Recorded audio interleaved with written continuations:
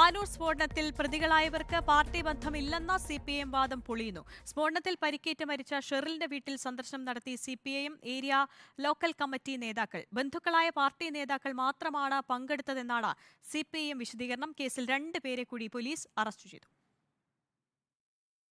Panoor area committee അംഗം സുധീർ കുമാറും Cheruvanchery local committee അംഗം എ അശോകനുമാണ് സ്ഫോടനത്തിൽ മരിച്ച ഷെറിലിന്റെ വീട്ടിലെത്തി കുടുംബാംഗങ്ങളെ കണ്ടത്.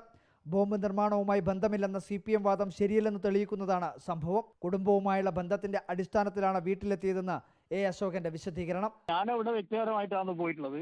ആ ബന്ധുക്കളല്ല, എനിക്ക് പരിചയമുള്ള ആളുകളാണ്. ബന്ധുക്കൾ മരിച്ചാൽ പോകുന്നതിന് പാർട്ടി വിലക്കില്ലെന്ന് സംസ്ഥാന സമിതി അംഗം പി ജയരാജൻ. ആ മരിച്ച വീട്ടിൽ അവിടുത്തെ കൂത്തുപറമ്പ് MLA KP മോഹനൻ അദ്ദേഹം ഇന്നലെ പോവുകയുണ്ടായി.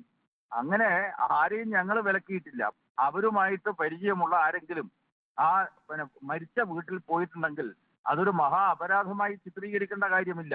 കൂത്തുപറമ്പ് MLA KP മോഹനനും മരിച്ച ഷെറിലിന്റെ വീട്ടിലെത്തിയിരുന്നു. CPM പ്രവർത്തകരെ ആക്രമിച്ച കേസിൽ ഉൾപ്പെടെ പ്രതികളായവരാണ് ബോംബ് നിർമ്മിച്ചതെന്നായിരുന്നു CPMന്റെ വാദം. പിന്നെ എന്തിനാണ് CPM നേതാക്കൾ തന്നെ ഷെറിലിന്റെ വീട്ടിലെത്തി അനുശോചനം രേഖപ്പെടുത്തിയത്? കേസിൽ 2 CPM പ്രവർത്തകർ കൂടി അറസ്റ്റിലായി.